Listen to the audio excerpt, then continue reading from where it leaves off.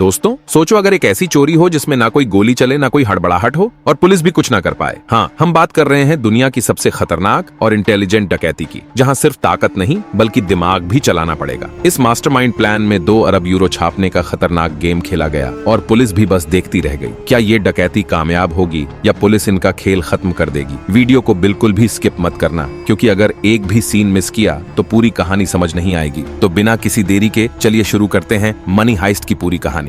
सभी लुटेरे पहले एक जैसे कपड़े पहनते हैं, फिर सड़क पर बैरिकेड्स लगाकर मुद्रणालय में कागज सप्लाई करने वाले ट्रक को हाईजैक कर लेते हैं। ट्रक में पहले से सारे हथियार और सामान छिपाए जा चुके हैं। लुटेरे पुलिस की वर्दी पहनकर अंदर घुस जाते हैं। अंदर पहुंचते ही इनके हैकर ने पूरा कंट्रोल अपने हाथ में ले लिया। सिक्योरिटी कैमरे, अलार्म सिस्टम, सब कुछ बंद। बाहर 2 महिला साथी पहले से स्टैंड बाय पर थीं। जैसे ही सब कुछ सेट हो गया, लुटेरों ने अंदर घुसकर एक जबरदस्त हमला किया। ट्रक में बैठे लुटेरे और बाहर के साथी सबने मिलकर पलक झपकते ही पूरी इमारत को अपने कब्जे में ले लिया। अंदर कुछ स्टाफ मेंबर्स के अलावा स्कूल से आए हुए कुछ बच्चे भी थे, लेकिन लुटेरों ने एक पल की भी देरी नहीं की। इमारत के दरवाजे बंद कर दिए गए और लूटपाट शुरू हो गई। एक लुटेरे ने हाई पावर ड्रिल से तिजोरी का दरवाजा तोड़ दिया और अंदर था नोटों का अंबार। लेकिन इनका टारगेट बस इतने पर नहीं था।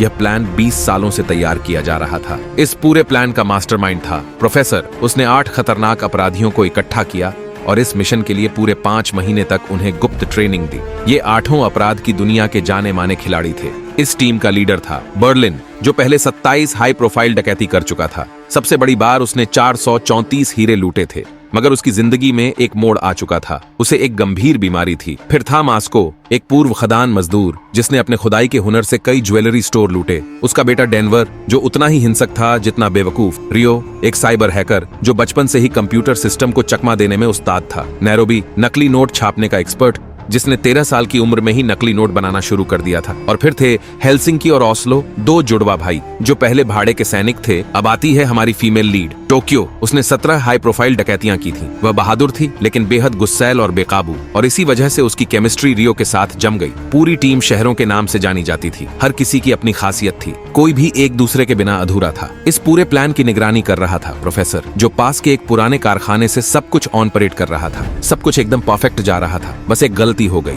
ब्रिटिश एम्बेसडर की बेटी गायब थी। अगर ये शख्स उनके पास न होता तो ये पूरा प्लान फेल हो जाता। जैसे ही उन्हें ब्रिटिश एम्बेसडर की बेटी मिल गई, उन्होंने उसके जरिए पुलिस को एक बड़ा मैसेज दिया। अगर जरा भी हिलोगे तो इसका अंजाम भुगतना पड़ेगा। फिर क्या था, सभी बंधकों के फोन जब्त कर लिए गए। बाहर की दुनिया से हर संपर्क काट दिया गया। लेकिन प्रोफेसर ने पहले से ही एक गुप्त लाइन बिछाई थी जो सीधा उनके हेडक्वार्टर से जुड़ी थी। अब लुटेरे 2 बैग में नोट भरकर बाहर निकले। मुद्रणालय के दरवाजे खोल दिए। क्या ये भाग रहे थे? नहीं, दरअसल उनका असली खेल अब शुरू हुआ था। उन्होंने खुद पुलिस को कॉल करके अपनी मौजूदगी की जानकारी दी और दरवाजे पर खड़े होकर पुलिस का इंतजार करने लगे। ये देखकर बंधक भी चौंक गए। इतने बेखौफ लुटेरे भला किसने देखे थे? लेकिन असल में इनका मकसद पैसे लूटना नहीं था, बल्कि ये मुद्रणालय के अंदर ही नकदी छापने वाले थे। उन्होंने बाहर पुलिस से दिखावे के लिए गोलीबारी की, फिर बैग वहीं छोड़कर वापस अंदर चले गए। ये सब इसलिए ताकि पुलिस को लगे कि वे फंस चुके हैं और अब उनसे बाहर नहीं निकला जाएगा। लेकिन असली गेम क्या था? समय को लंबा खींचना। अब नैरोबी ने मुद्रणालय की मशीनों को अपने कब्जे में ले लिया और 24 घंटे लगातार नए नोट छपने लगे।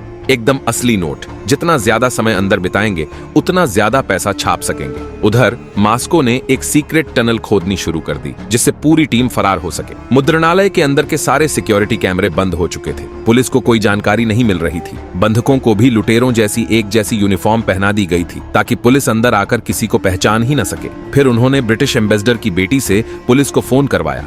अगर हमला किया तो सिर्फ बंधक ही नहीं बल्कि अंतरराष्ट्रीय मामला भी बन जाएगा। पुलिस को यह समझते देर नहीं लगी कि मामला अब उनकी हदों से बाहर जा चुका है। अब इस केस की हेड इंस्पेक्टर रकील भी तनाव में आ गई।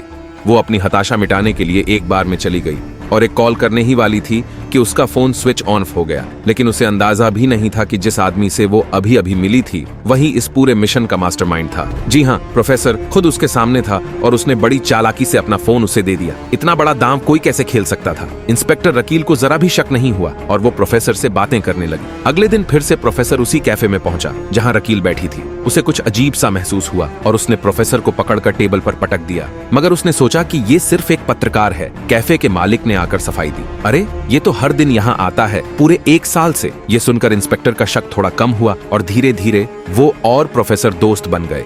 मुद्रणालय की मशीनें 1 घंटे में 8 मिलियन यूरो छाप सकती थीं और इन लुटेरों ने 24 घंटे लगातार नोट छापे। लेकिन मजे की बात ये थी कि ये बिल्कुल बेरहम लुटेरे नहीं थे, बल्कि ये बंधकों की हर जरूरत का ध्यान रख रहे थे। खाने पीने से लेकर मनोरंजन तक जो भी चाहिए था पुलिस से मंगवा कर दिया जाता। अगर कोई घुटन महसूस करता तो उसे खुली हवा में छत पर ले जाते। ये देखकर स्नाइपर्स तक कंफ्यूज हो गए कि आखिर असली बंधक कौन है और लुटेरे कौन। लेकिन तभी एक बंधक गजब की बेवकूफी कर बैठा। उसने लुटेरे की बंदूक छीन ली। दो लुटेरे घुटनों पर बैठ गए और पुलिस को लगा कि खड़े हुए लोग ही लुटेरे हैं। इंस्पेक्टर रकील ने बिना सोचे समझे गोली मारने का आदेश दे दिया। लेकिन जब गोली लगने के बाद असलियत सामने आई तो पता चला कि वो बंधक था, लुटेरा नहीं। इस बात को लुटेरों ने मीडिया तक पहुंचा दिया। पुलिस की साख पर बड़ा सवाल उठ गया। जनता के बीच उनकी छवि बिगड़ने लगी। मजबूरन रकील ने प्रोफेसर को फोन कर मेडिकल सहायता भेजने की इजाजत मांगी। प्रोफेसर का तो पहले ही प्लान था कि कोई भी मौत न हो, तो उसने तुरंत हाँ कर दी। लेकिन उसे पहले से ही अंदाजा था कि पुलिस मेडिकल टीम के साथ कोई जासूस अंदर भेजेगी, और ठीक वैसा ही हुआ। जैसे ही मेडिकल टीम अंदर पहुंची, प्रोफेसर की नजर एक मोटे पुलिस अफसर पर पड़ी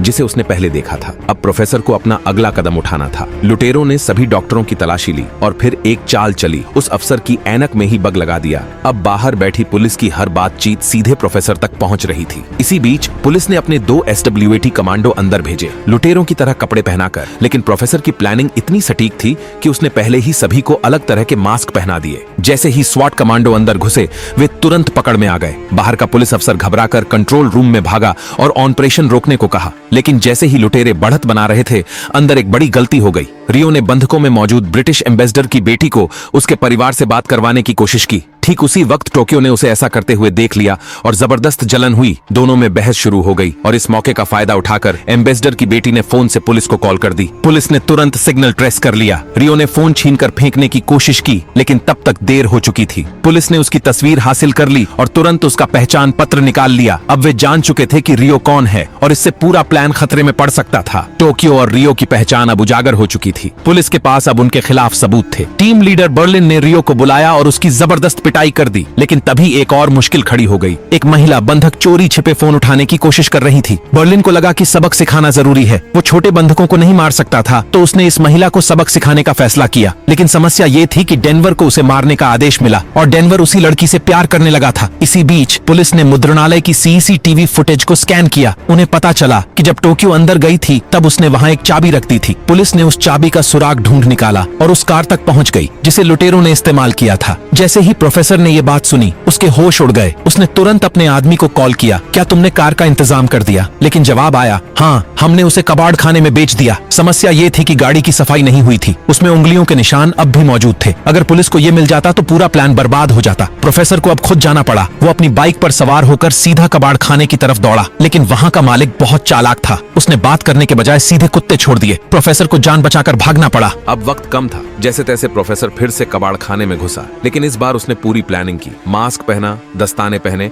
और हर जगह से उंगलियों के निशान मिटाने लगा। और फिर उसने एक चालाकी की। उसने जानबूझकर बर्लिन की जैकेट का एक बटन कार के अंदर छोड़ दिया, ताकि जब पुलिस को गाड़ी मिले तो सारा शक बर्लिन पर चला जाए। असल में बर्लिन का रवैया लगातार प्रोफेसर की मुश्किलें बढ़ा रहा था। उसने पहले ही प्रोफेसर के नो किलिंग रूल को तोड़ दिया था। लेकिन सबसे चौंकाने वाली बात ये थी कि जिस लड़की को बर्लिन ने मरवाने का सोचा था, वो मरी ही नहीं। डेनवर ने उसके पैर में गोली मारकर उसे छिपा दिया और वो लड़की मुद्रणालय के डायरेक्टर की गर्लफ्रेंड निकली। अब हालात और बिगड़ सकते थे। इसी बीच प्रोफेसर जैसे ही गाड़ी से बाहर निकला, पुलिस वहां पहुंच गई। अब वो भाग नहीं सकता था। मजबूरी में वो एक वैन के अंदर छिप गया। लेकिन वैन में एक कुत्ता था। अगर वो भौंकता तो प्रोफेसर पकड़ा जाता। फिर प्रोफेसर ने जो किया वो सभी को हैरान कर सकता था। उसने अपनी ही शर्ट फाड़ डाली, चेहरे पर मिट्टी मल ली और खुद को घायल कर लिया, ताकि जब पुलिस उसे देखे तो उसे एक आम भिखारी समझे। प्रोफेसर अब जिंदा लाश जैसा दिख रहा था। पुलिस वालों ने जब उसे देखा तो वो इतने घिनौने हाल में था कि उन्हें उल्टी आने लगी। बिना ज्यादा सोचे उन्होंने उसे वहीं जाने दिया। लेकिन पुलिस इंस्पेक्टर राकेल मुरिलो को कुछ अजीब लगा। जब उसने कार की जांच की तो उसे महसूस हुआ कि इसे हाल ही में साफ किया गया था। वो भागते हुए बाहर निकली,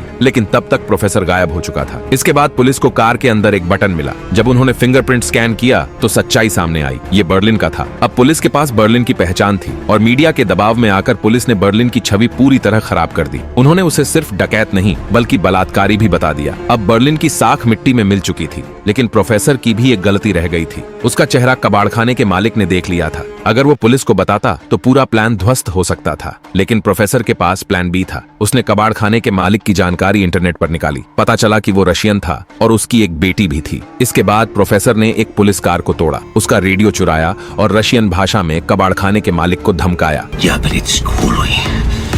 To vejía ucciso Karine. Ludzi z mojej organizacji w Kastomia. Widział, jak tu vejía zapługa покидает супермаркет.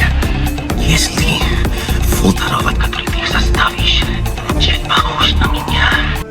डर के मारे उसने तुरंत प्रोफेसर की तस्वीरें डिलीट कर दी। अब पुलिस के पास सबूत खत्म हो रहे थे। इसी दौरान इंस्पेक्टर राकेल को यकीन हो गया कि अंदर कोई पुलिस का भेदिया है, क्योंकि हर बार जब पुलिस कोई कदम उठाती, लुटेरे उससे एक कदम आगे होते। अब उन्होंने बर्लिन की बीमारी को लेकर जांच शुरू की। बर्लिन को जिंदा रहने के लिए एक खास दवा की जरूरत थी। राकेल ने अनुमान लगाया कि लुटेरों ने अपराध से पहले बहुत सारी दवाइयां खरीदी होंगी। उन्होंने दवा स्टोर का डेटा खंगालना शुरू किया, लेकिन तब तक बहुत देर हो चुकी थी। प्रोफेसर ने सभी मेडिकल रिकॉर्ड पहले ही मिटा दिए थे। राकेल के साथ ही एंजेल को शक हुआ कि उनमें से कोई एक भेदिया है, लेकिन बात सिर्फ दोनों तक सीमित थी। अब एंजेल को यकीन हो गया कि राकेल ही भेदिया है। गुस्से में आकर वो प्रोफेसर पर शक करने लगा। उसने चुपके से प्रोफेसर का इस्तेमाल किया हुआ एक चम्मच चुराया और उसे पुलिस लैब में कार के अंदर मिले फिंगरप्रिंट से मैच करने भेज दिया। इसी दौरान राकेल प्रोफेसर से मिलने गई और दोनों ने एक साथ शराब पी। शराब के नशे में दोनों एक दूसरे के करीब आ गए। इसी दौरान पुलिस लैब से एंजेल को कॉल आया। जैसे ही उसने रिपोर्ट देखी, सच सामने आ चुका था। प्रोफेसर ही असली मास्टरमाइंड था। एंजेल ने तुरंत राकेल को फोन किया, लेकिन वो प्रोफेसर के साथ बिजी थी। उसने राकेल के घर पर एक वॉइस मैसेज छोड़ दिया, लेकिन तभी उसका फोन डिस्चार्ज हो गया। गुस्से में और शराब के नशे में वो कार लेकर निकला, लेकिन उसका एक्सीडेंट हो गया। दूसरी तरफ मुद्रणालय में फैक्ट्री डायरेक्टर भागने की कोशिश कर रहा था। उसने कुछ बंधकों को अपने साथ मिला लिया। उन्होंने सीक्रेटली टनल खोदना शुरू कर दिया और जब लुटेरे खाने के लिए आए तो उन पर हमला कर दिया।